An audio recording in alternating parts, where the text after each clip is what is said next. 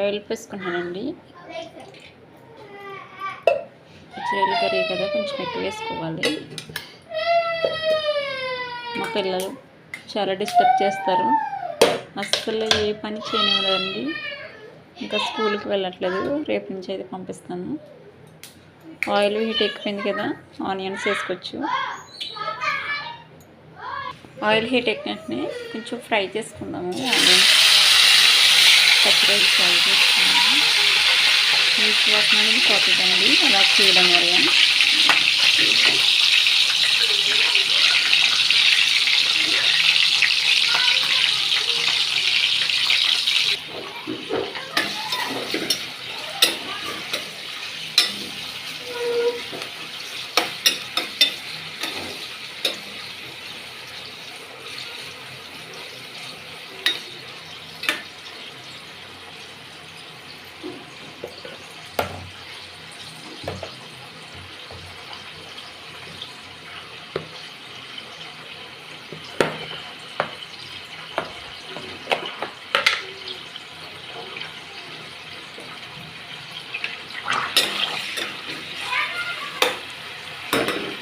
ఇలా బ్రౌన్ కలర్కి వచ్చేటప్పటికి కొంచెం దీంట్లోనే చిటికెడు పసుపు, సాల్ట్ కూడా వేసుకుందామండి. ఎందుకంటే రొయ్యల్ని సాల్ట్ అనేది పట్టుకుంటే టేస్ట్గా ఉంటాయి.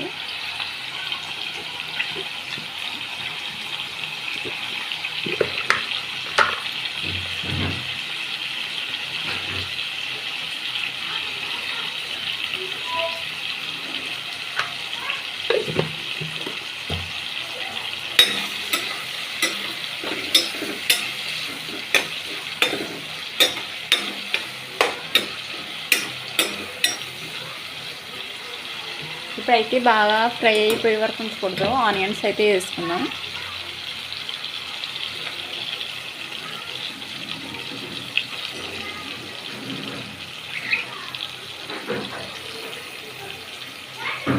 ఆనియన్స్ అన్నీ వేసేసుకున్నాం కదండి, ఇప్పుడు ఒకసారి కలుపుదాము.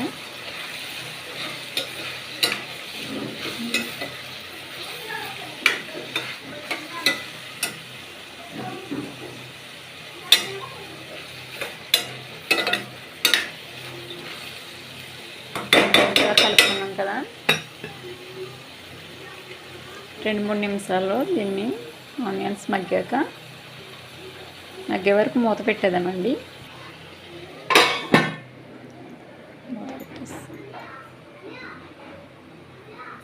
తెచ్చుకుందామండి. ఇందాక నాకైతే కరివేపాకు ఇక్కడే ఉన్నది, కొంచెం తీసుకుంటాను. ఇది గార్డెన్ అండి, చిన్న గార్డెన్ పాడైపోయింది. మళ్ళీ క్లీన్ చేసుకుని మొక్కలు వేసుకోవాలి. మొన్నటి వరకు అయితే కనకాంబరాలు చాలా బాగా కాసి, ఇప్పుడైతే అవన్నీ ఆల్మోస్ట్ వాటికి సర్వే అయిపోయింది. కాబట్టి మళ్ళీ నెక్స్ట్ టైం వర్షాకాలం స్టార్ట్ అవుతుంది కదా, మళ్ళీ వేసుకుందామని తీసేసానమాట మొత్తం.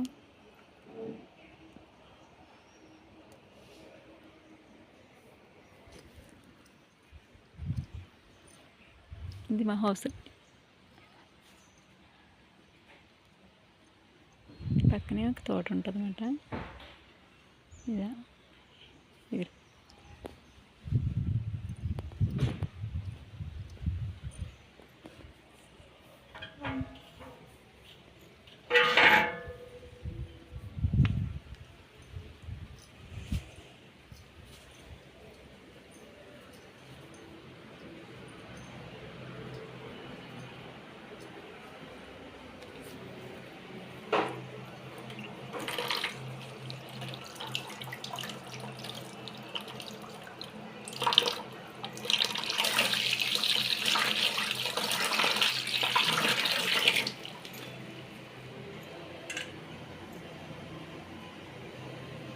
రెండు మూడు నిమిషాలు అయిపోయింది కదండి, ఒకసారి చూద్దాము మగ్గిందో లేదని. మగ్గినాయండి, చూడండి ఆనియన్స్ మగ్గిపోయినాయి కదా. ఇప్పుడు పచ్చికాయలు వేసేసుకుందామండి.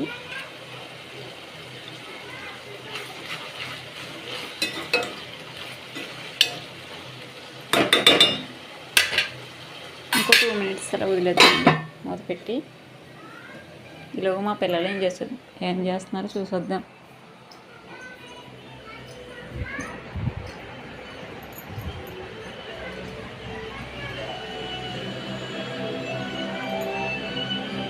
టీవీ చూస్తున్నారు.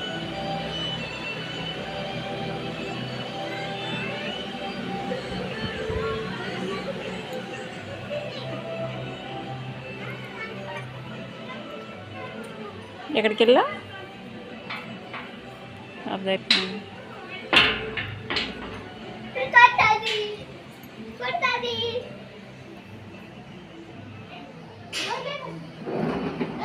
రేగిన మొక్కలు పెంచుతున్నాను.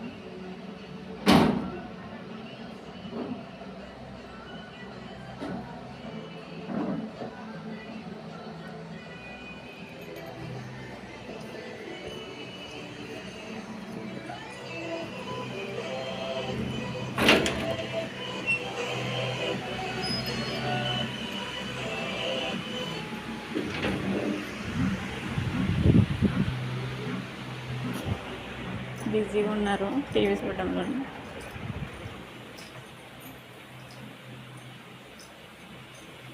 రేపు నుంచి అలాగే ఖాళీగా ఉండదు కదా, స్కూల్ పంపించాలి. చూడండి అయిపోయిందండి, అడిగిన పడిపోతుంది.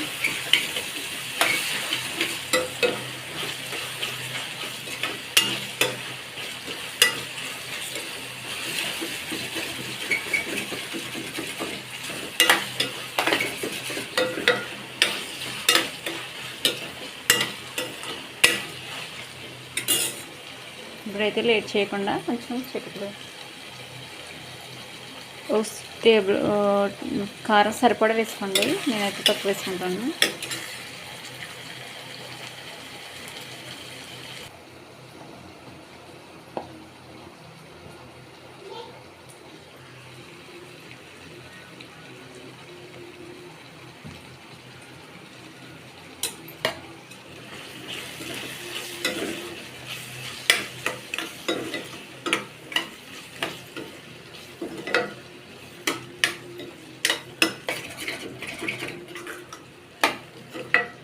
కలర్ అయితే అలా కనిపిస్తుందని తక్కువ వేసాను, 1 టేబుల్ స్పూన్ వేసాను.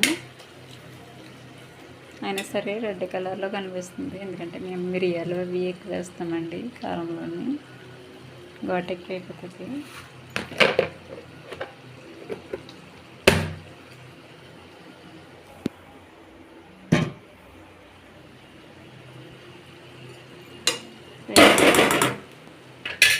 టమాటా ముక్కలు ఉన్నాయి కదండి, అవి కూడా వేసేసుకుందాం.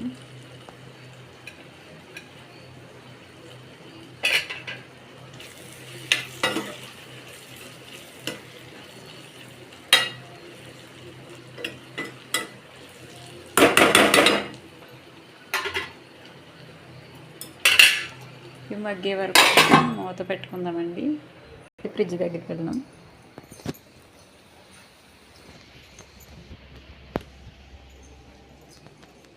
నేనైతే అల్లం వెల్లుల్లి పేస్ట్ మొత్తం మసాలా అంతా పేస్ట్ చేసుకుని బాక్స్లో అయితే పెట్టుకుంటాను, స్టోర్ చేసుకుంటాను కాబట్టి రెడీగా ఉన్నది కాబట్టి ఇంకా అవసరం లేదు. మసాలా ఇది వేసుకుంటే సరిపోతుందండి, అన్నీ దీంట్లోనే ఉన్నాయి.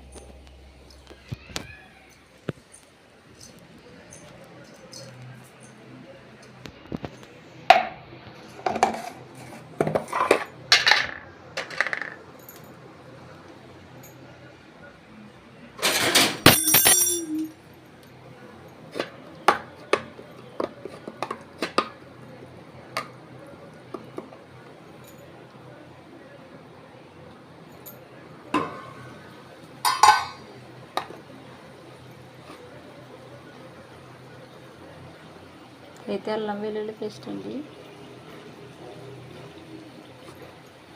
నెక్స్ట్ అయితే అల్లం వెల్లుల్లి పేస్ట్, జీలకర్ర, ధనియాలు, గసగసాలు అన్నీ వేసి ఆడుకున్నది వేరేది ఉన్నదండి, స్టోర్ చేసుకున్నాను. ఆల్రెడీ మిక్స్ చేసుకుని కింద అనిపిస్తున్నాయండి, చూసుకోవాలి కొంచెం. నేను మంట స్పీడ్ పెట్టడం వల్ల అడుగుంటుంది. మరి స్లోలో లో ఫ్లేమ్లో పెట్టుకుంటే అవ్వకపోండి. ఒక గ్లాస్ వాటర్ రెడీగా చేసుకుని ఉంచుకుందాం, ఎందుకంటే వాటర్ పోసుకోవాలి కాబట్టి. చూద్దాం ఒక నిమిషం. ఆయిల్ పైకి తేరిందండి, ఇప్పుడైతే వేసుకోవచ్చు.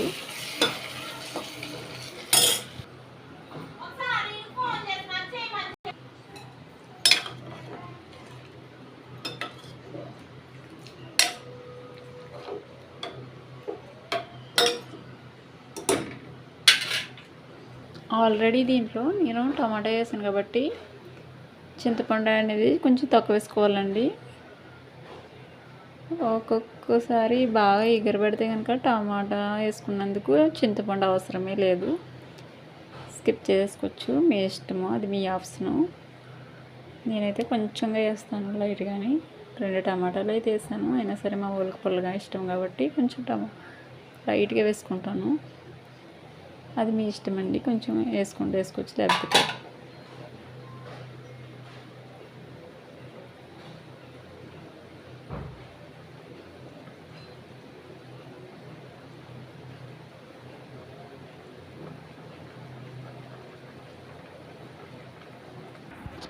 చూడండి, ఇది చాలా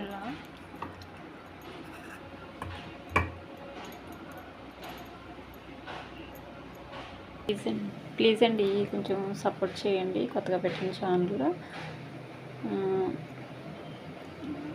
మీకు నచ్చినట్లయితే సబ్స్క్రైబ్ చేసుకోండి, లైక్ చేయండి, షేర్ చేయండి. కర్రీ నచ్చితే చూసి కొంచెం సపోర్ట్ చేయండి ఫ్రెండ్స్.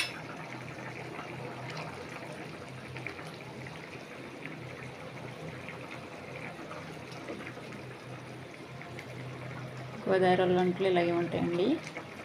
తూర్పుగోదావరి జిల్లా, సారీ కోనసీమ జిల్లా అండి, తూర్పుగోదావరి జిల్లా కాదు, కోనసీమ, అంబేద్కర్ కోనసీమ జిల్లా. మా గోదావరి స్టైల్లో మేము ఇలా వండుతాము కాబట్టి మీకు నచ్చినట్లయితే సబ్స్క్రైబ్ చేసుకోండి ఫ్రెండ్స్, ప్లీజ్.